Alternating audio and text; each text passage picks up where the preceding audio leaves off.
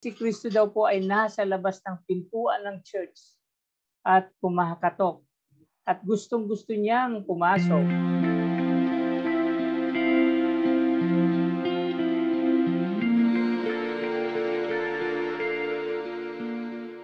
Behold, I stand at the door and knock.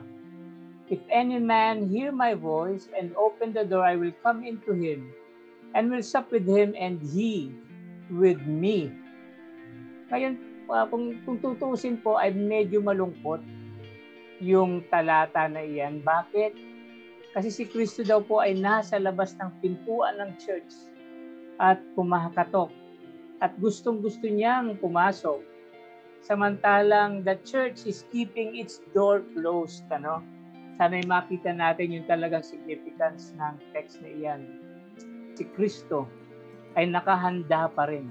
Ang tagal-tagal ng kumakatok ni Kristo sa pintuan ng church natin for 134 years na siyang kumakatok. Kailan niyo ako papapasukin? Kailan niyo ako gagawing sentro ng pananampalataya niyo? Kailan niyo ako ipapangaral sa buong sanlibutan? Kailan magiging Christ-centered yung faith ninyo? Open the door and let me in.